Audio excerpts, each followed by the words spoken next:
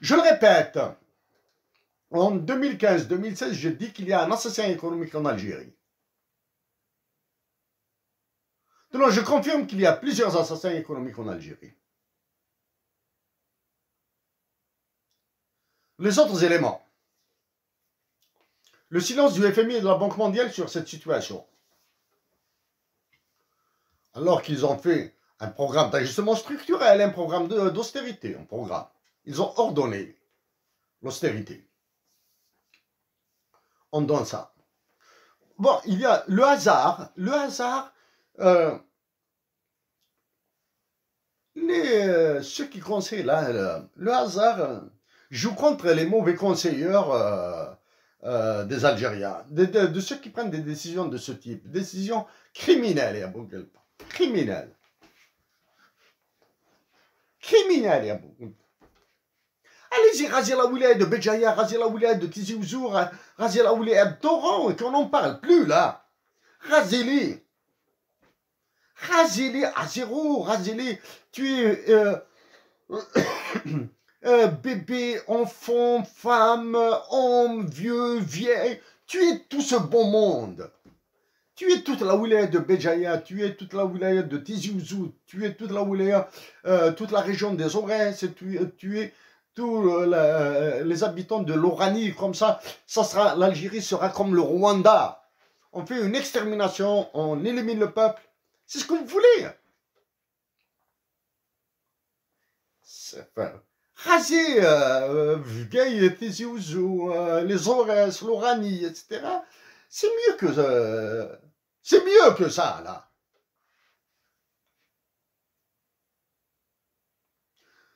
Un truc. Récemment, il y a eu une publication d'un papier, d'une étude complètement bidon. J'ai été très gentil avec l'ONS. J'ai été très gentil avec l'étude publiée par l'ONS. C'est-à-dire, j'ai évité d'aller vers le détail de certains instruments utilisés, de certaines conclusions, de certaines corrélations à tire-larigot là. Hein. J'ai été très gentil, j'ai évité d'aller sur le contenu. Bon, ben c'est accessoire, c'est des trucs, un truc. Et j'ai été plutôt sur la protection de la patrie, la croissance de la population. Maintenant, hein, il se confirme, hein, l'étude bidonnée de l'ONS sur la démographie algérienne, dans laquelle ils ont dit 44 millions ou 43 millions, 500 millions, etc. 500 000, etc. Donc, ils veulent de maintenant.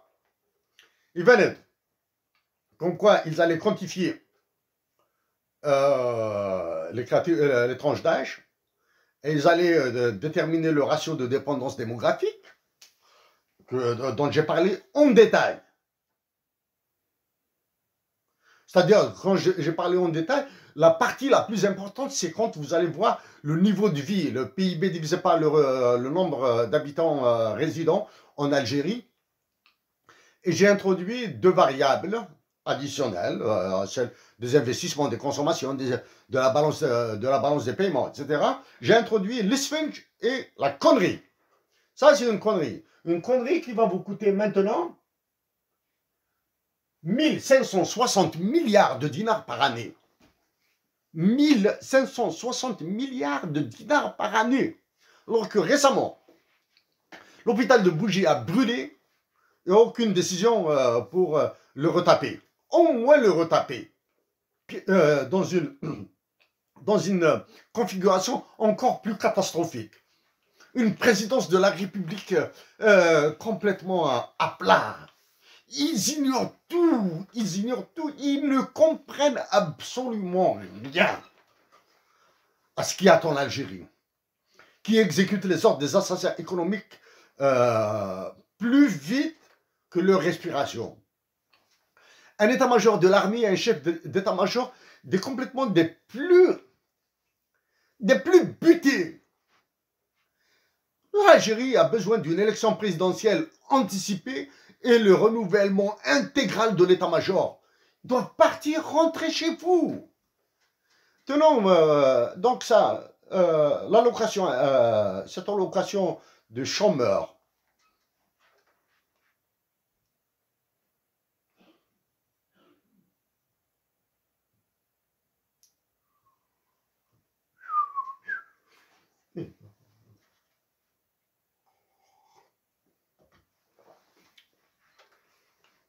Ça ne fait pas 5 jours. Une loi sur les taxes d'importation des petits bidules d'électronique, là, a été complètement supprimée. 3 jours après, une nouvelle loi apparaît. Les chômeurs. 13 000 dinars pour les chômeurs. C'est-à-dire, bon, on ne va pas reparler des députés, des sénateurs, etc. Hein? La preuve maintenant. Ils sont payés à produire des lois criminelles qui sont annulées, remplacées par d'autres lois plus criminelles, plus fascistes, plus nazis. Bon. Ça, c'est le truc. Maintenant, quels sont... juste un élément. Hein. Ils ont, en l'espace de 48 heures, ils ont changé 2 fois la loi. De 18 à 40 ans, 19 ans à 40 ans. Ensuite, sans limite d'âge. De 19 ans jusqu'à 125 ans. Sans limite d'âge. Ah ouais. Donc, parce que 13 000 dinars.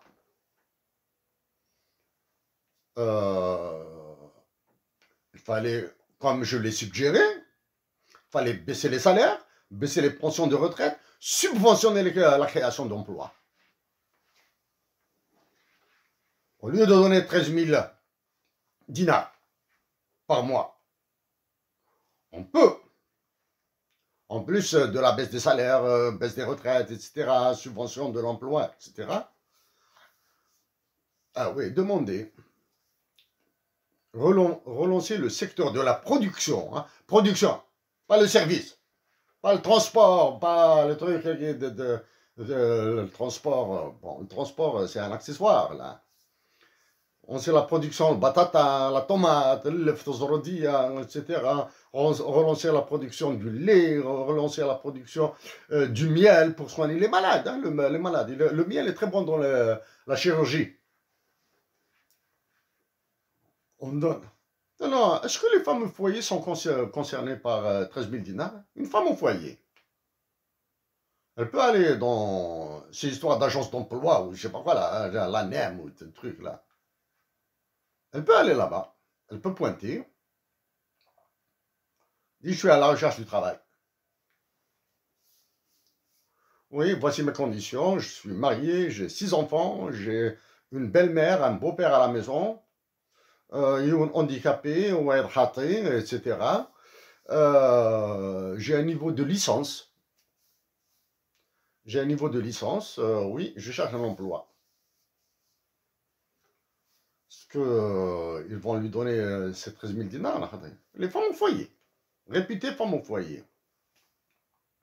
Comme je l'ai traité avant, le marché de la prostitution, de la drogue, etc., déjà qui est hyper florissant en Algérie, va encore vous produire des cornes et qui auront besoin des mafias pour les réguler.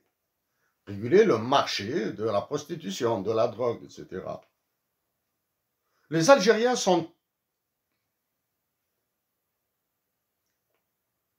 seraient avisés de demander l'annulation de ces 13 000 dinars. Mais par contre, oui, en demeurant dans la paix et en maintenant l'administration publique fonctionnelle. L'administration publique fonctionnelle, les hôpitaux fonctionnels, les commissariats, la gendarmerie, etc. Ils doivent fonctionner, continuer à fonctionner. Hein. Les hôpitaux, les écoles, etc. Une élection présidentielle anticipée. Et maintenant, je m'adresse directement au chef d'état-major, à celui, les Hasbrouh, chef d'état-major de l'armée algérienne. Allez-y, rentrez chez vous. Rentrez chez vous. Parce que maintenant, un autre élément. L'Algérie vient du moins, un ancien ministre vient d'être recruté pour redevenir ministre, etc., pour l'endettement international. Donc, vous avez tourné autour du pot, tourné, vous êtes venu vers l'endettement international. Donc, maintenant, officiellement, formellement, En plus des problèmes avec Israël, en plus des problèmes avec la Palestine, en plus des problèmes avec le Mali, le Niger, le Tchad, la Libye, le Maroc.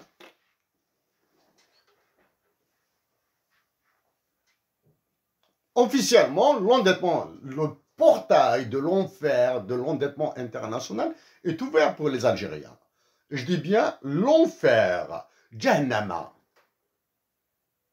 Jusqu'à une certaine période, j'étais radicalement contre l'endettement international. Maintenant, même si je demeure contre, la situation de l'Algérie oblige à aller vers l'endettement international. Pourquoi l'Algérie va aller sur l'endettement international?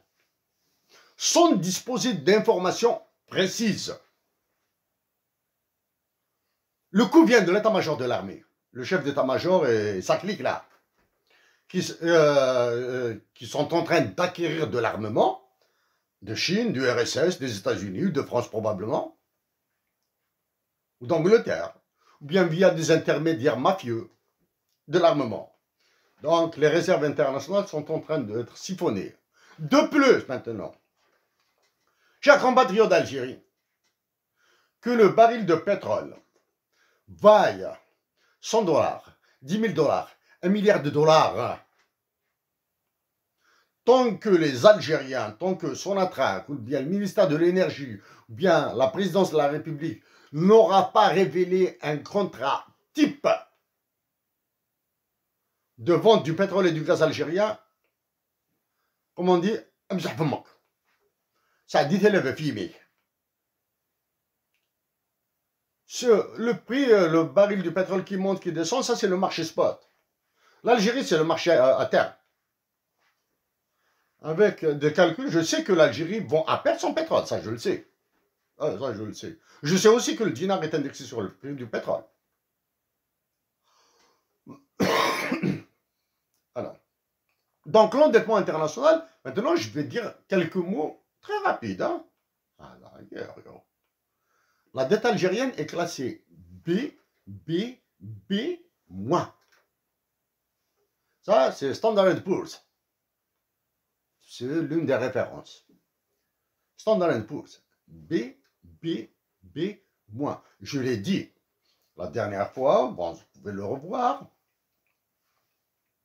B, c'est pour bad. Mauvaise, pour comprendre. Hein? Donc, la dette de l'Algérie est bad, bad, bad, minus. So, not very bad, junk bond. Elle est dite spéculative. La dette algérienne sur les marchés financiers est classée des riches, Arnaud des riches. Voilà.